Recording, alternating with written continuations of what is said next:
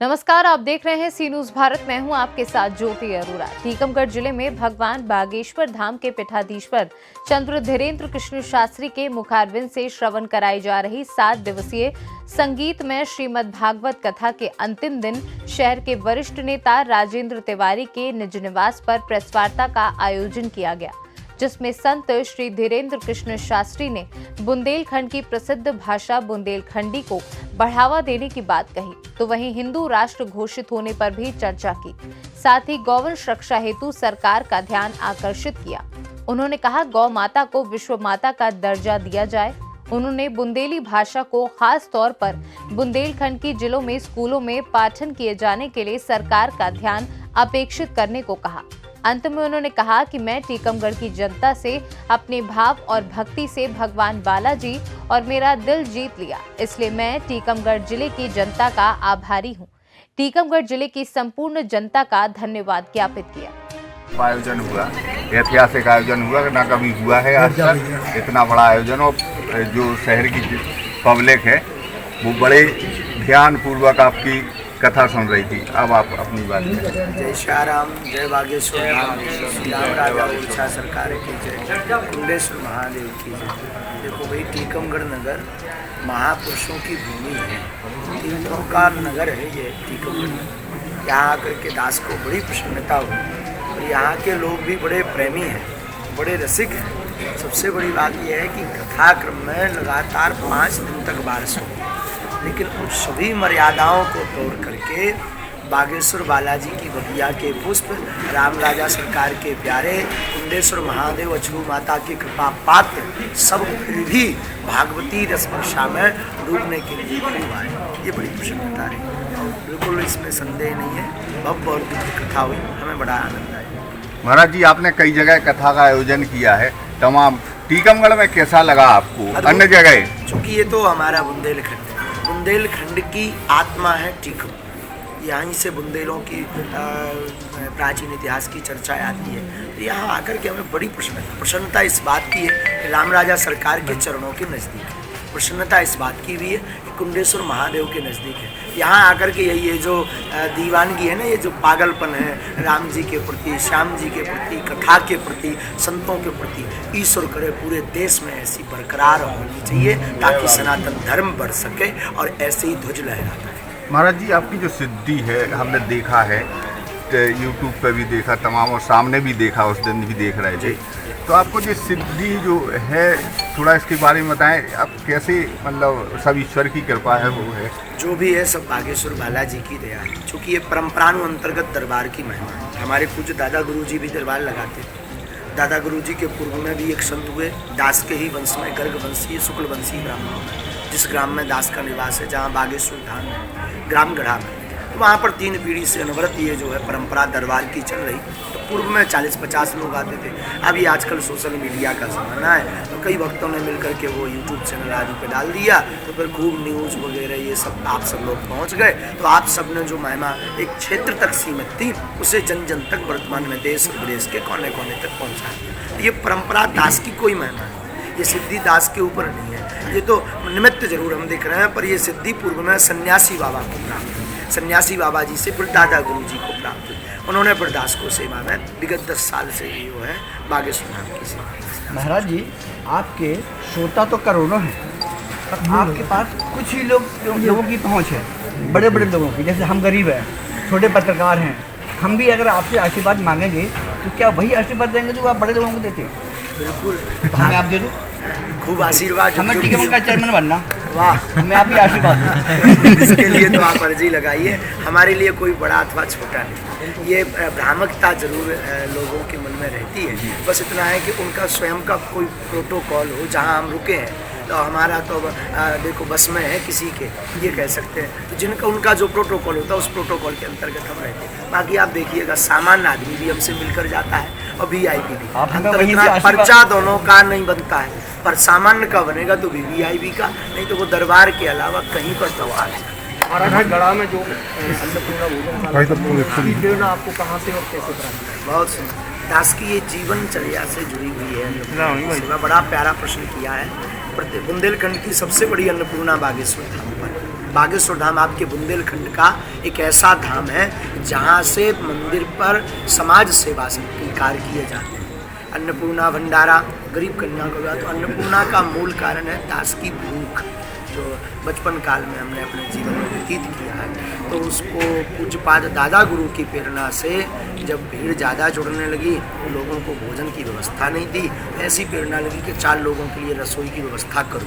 आटा दाल भगवान लाए, धीरे धीरे कब व्यापक रूप ले लिया पता ही नहीं चला। अब प्रतिदिन 1000, 1500 लोग प्रसाद पा रहे हैं और आप सबका प्रेम बना रहे तो ऐसे ही लोग प्रसाद पाते रहे, कोई भूखा ना जाए। महाराज जी आपका जो युवाओं के लिए मद्यपान या व्यसन हटाने का क्या उपाय है आपकी ओर से? देखिए, एक है नशा में पड़े हुए युवा। नशा से युवाओं को बचाना है तो कथा का नशा उनको देना पड़ेगा। नशा को नशा ही काट सकता है। तो संसारिक नशा जैसे बीड़ी सिगरेट आदि ये जो गंदे नशा है, उनसे अगर युवाओं को बचाना है तो कथा का नशा, सनातन का नशा, समाज सेवा का नशा, दीनहीन की सहायता का नशा उनके रंग जीवन में चढ़ाना पड़ेगा। संतों का नशा उनके जीवन में चढ़ाना पड़ेगा। हमें लगता है ये नशा अपने आप छूटेगा। महाराज जी आपका जो ट्रस्ट है, सिर्फ अभी अन्नपूर्णा का ट्रस्ट चल रहा है, आने वाले समय में क्या आपकी योजना है कि इसको जैसे हॉस्पिटल बनाना है, स्कूल बनाना है या गरीब लोगों को शिक्षा देना है, इस प्रकार का है क्या? बिल्कुल, आगामी में लगभग 3-4 वर्ष में ही ये जो है प्रोजेक्ट फाइनल में है। ट्रस्ट नहीं कर रहा है, जो समिति 2-4-5 लोग जोड़ करके कर रहे हैं। तो ऐसी भावना है मन में कि गुरुकुलम की परंपरा शुरू की जाए। अभी तो गुरुकुलम का विचार है, इसके बाद जैसी जैसी व्यवस्था बनती जाएगी। चूँकि वर्तमान युग में शरीर जो है दास है, किसी से धन कुछ मांगता नहीं है, कभी भी दान पात्र यत्र तत्र हम रखते नहीं है। कथाओं को भी जो मिल जाए उसी से अपना खर्च चलाते हैं। तो अभी ऐसी स्थिति में नहीं है, लेकिन दास के संकल्प में एक विद्यालय की, एक अस्पताल की, वो भी आयुर्वेदिक अस्पताल, प्राचीन पद्धति को जीवंत रखने का दास का ज़्यादा। देश में भक्ति के जितने भी कबीर, तुलसी या धार्मिक नाम वगैरह के बाद में बच्चों को पढ़ाया जाता था विद्यालयों में, आज वो स्कूलों से शिक्षा गायब होती जा रही है पाठ्यक्रम में। क्या कहना है? पाठ्यक्रम में इसका मूल कारण है कि ये तुच्छ सोच विचार रखने वाले जो ऊपर श्रेणी में बैठे हुए महापुरुष हैं। हमारा निवेदन है, अब आप बताओ, ये तो पाठ्यक्रम से हटाने का बड़ा दोष है ना। गा से गणेश मत पढ़ाओ, गा से गणेश पढ़ाओगे तो सांप्रदायिकता फैलेगी। गा से गधा पढ़ाओ, गा से गधा पढ़ाना प्रारंभ कर दिया, जिससे बच्चे भी गधा ही तो बन रहे। सांप्रदायिकता का मूल उद्देश्य दे दिया। और पूर्व काल में भी जाति थी, पर जातिवाद या जाति थी परंतु जातिवाद नहीं था। पूर्व काल में भी धर्म थे, परंतु जो है धर्म के प्रति बंटवारा नहीं था। शिक्षा नीति कैसी होनी चाहिए? शिक्षण नीति हमारे अनुसार रामचरितमानस, गीता, महापुरुषों की जीवनी से जुड़ करके होनी चाहिए। उनको जब पढ़ेंगे बच्चे तभी आगे बढ़ेंगे।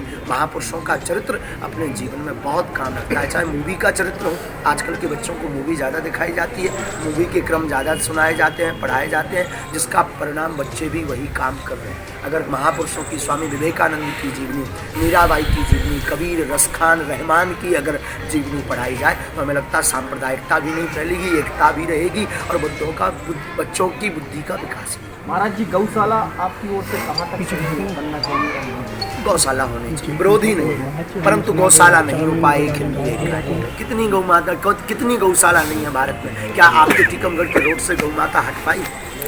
क्या आपके दरवाजे से हट पाई? इसीलिए हमने एक नारा दिया है, एक क्रांति दी है, गौशाला नहीं हो पाए, एक हिंदू एक गाय, एक हिंदू परिवार एक गौ।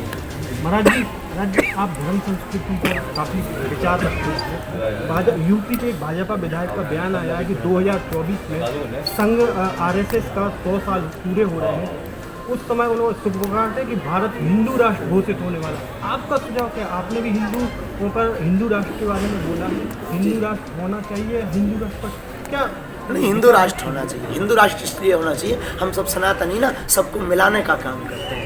हमारे सनातन में एक बड़ी प्यारी आदत है, कोई भी आ जाए स्वागत है। हमें लगता है हिंदू राष्ट्र होना चाहिए, क्योंकि ये हिंदुस्तान राम की भूमि है, ये हिंदुस्तान कृष्ण की भूमि है, ये हिंदुस्तान स्वामी विवेकानंद की भूमि है, ये हिंदुस्तान देवराहा वाले बाबा जी की भूमि है, ये हिंदुस्तान परशुराम की भूमि है। तो हमें लगता है हिंदू राष्ट्र होना चाहिए और ये कदम बहुत अच्छा है, बड़ा प्यारा है। भगवान करे आपकी बात वहाँ तक पहुँचे। जय श्री राम। महाराज जी, आज पूरे देश में है आरक्षण भी नहीं लगता कि हिंदुओं को बांटने का ये प्रयास किया गया है। बिल्कुल, हमने पूर्व में भी आपको संकेत किया, पूर्व में भी जातियाँ थी, परंतु जातिवाद पहले भी जातियाँ थी, भगवान राम के युग में जातियाँ थी। धोबी की कथा की चर्चा आती है राम जी के युग में, क्षत्रिय की चर्चा आती है, ब्राह्मणी की चर्चा आती है रामायण में। रामायण तो अभी लिखी नहीं है, ये तो पुराना सब ग्रंथ है, वाल्मीकि जी तो आदि कवि हैं। उस वक्त भी जातियाँ थी, परंतु जातिवाद नहीं था। वर्तमान में कुछ छोटी बुद्धि के राजनेता या जो भी कह लें उसमें सब शामिल है, वो अपनी रोटियां सेकने के चक्कर में जाती हैं। भरत जी एक सवाल है, ये अभी गौवाद पे गौ सुरक्षा पे बात हो रही है, मध्य प्रदेश में अभी बुंदेली भाषा लुप्त होती जा रही है। क्या बोलते हैं, गौ बैठ जाओ ग्वालियर से आई हुई थी और दतिया होते हुए आई थी, जहाँ गृह मंत्री का स्वयं विधान था। कैसे आगे बात जब भी सरकार कहती है कि गौ की रक्षा कर रही है, ये कर रहा है, और आज टीकमगढ़ में जब 300 किलोमीटर की गाय निकल रही है ट्रकों में भर के, 6-7 गाय मर भी चुकी थी, बैल भी मर चुकी, कहीं कहीं व्यवस्था पे सवाल उठता है। तो आपका सुझाव क्या है सरकार को, जहाँ गृह मंत्री के खुद विधानसभा क्षेत्र से गाय निकल रही है, 300 किलोमीटर दूर पकड़ी जा रही है, वो भी मुखबिर की सूचना, तो ऐसा सरकार के बगल से निकलना। और 7 दिवसीय कार्यक्रम था, श्रीमद् भागवत कथा, संगीतमय कथा थी। बागेश्वर धाम के पीठाधीश्वर श्री धीरेन्द्र कृष्ण जी शास्त्री जी के मुखारबिंद से यह श्रीमद् भागवत कथा का आज समापन दिवस। 7 दिवसीय कथा थी, 5 जनवरी से 11 जनवरी के बीच यह कार्यक्रम था। आपने भी देखा है, हमने भी इस कार्यक्रम की तैयारी में बेहद व्यवस्था की है। आपने देखा कि चाहे वो बैठने की डोम व्यवस्था हो, चाहे भंडारे की व्यवस्था हो, हमने प्रतिदिन भंडारा चालू किया। आज भी भंडारा है। आज हम 11 तारीख को कन्या भोज का भी मंच से निमंत्रण करेंगे। हमने सबसे पहले इस भागवत कथा को, जब महाराज का आशीर्वाद हमें प्राप्त हुआ था, तो हमने इसका जागरण बनाया। हमने करीब 101 आरतियाँ ग्रामीण में, गाँव में और शहर में के प्रत्येक वार्डों में की। अपना टीकमगढ़ हमेशा से धर्ममय रहा, चाहे राम जन्मोत्सव के कार्यक्रम हो, चाहे कृष्ण जन्मोत्सव के कार्यक्रम हो, चाहे कोई भी छोटे से छोटा, बड़े से बड़ा भागवत कथाएं के कार्यक्रम हो, हमेशा बढ़ चढ़ के टीकमगढ़ के जनमानस उसमें भाग लेते थे। और आपने देखा होगा कि हमने जो जन जागरण किया है, हमने एक एक घर पीले चावल, निमंत्रण कार्ड, कटआउट बैनर, पोस्टर, हमने ये सब चीज़ें कथा के जागरण की जो तैयारी होती है हमने बहुत बड़े रूप में की थी। 101 कथाओं को 101 हमने आरतियाँ की हैं। उस आरती से जो टीकमगढ़ का धार्मिक जनमानस है वो जागा। और देखो आप, इतने बड़े संत यहाँ पे आए। हम निवेदन भी सबसे यही करते थे कि अपने बुंदेलखंड के इतने बड़े संत हैं जिनकी देश और विदेश में बहुत बड़ी छवि है, बहुत बड़ा साख है उनकी। हटा के कार्यक्रम में, नोएडा के कार्यक्रम में, गुजरात के कार्यक्रम में, इवन विदेशों के कार्यक्रम में भयंकर जनसैलाब उमड़ता था। और हम यही निवेदन करते थे कि अपने बगल के छतरपुर के जो संत आए हैं उनके लिए इतना बड़ा कार्यक्रम होना चाहिए, इतना सम्मान होना चाहिए कि जब संत का सम्मान बनेगा। और हमारी मांग रहती थी कि श्रीमद् भागवत कथा की शोभा कलश यात्रा, कलश यात्रा की शोभा माताएं बहनें। आपने देखा होगा कि 15-20 हज़ार तो माताएं थी कलश यात्रा में। 40-50 हज़ार की कलश यात्रा निकली। प्रतिदिन 20 हज़ार आदमी, 25 हज़ार आदमी। कल तो आप खुद बताओ कि 40 हज़ार आदमी था। आज आप लोगों के सहयोग से आपने हर जगह तक, प्रेस ने हर जगह तक इस कथा को हर घर में पहुंचाया। हम आपके बेहद आभारी हैं। और जो हमने निमंत्रण और बुलगुआ माताएं बहनन को दो तो, और जो अपने टीकमगढ़ नगर, टीकमगढ़ ग्रामीण विकास खंड में और ज़िले में जो निमंत्रण दो तो हमारे बुलगुआ को पूरे ग्रामीण के लोगों ने स्वीकार करो, शहर के लोगों ने स्वीकार करो। इतनी माताएं बहनें शहर से आज तक किसी भी कलश यात्रा में और कार्यक्रमों में नहीं निकली होंगी। हम उनके टीकमगढ़ से सीनू संवाददाता मनोज खरे की रिपोर्ट। इस खास खबर में फिलहाल के लिए इतना ही। देश और दुनिया की तमाम बड़ी खबरों के लिए आप देखते रहिए सी न्यूज़ भारत।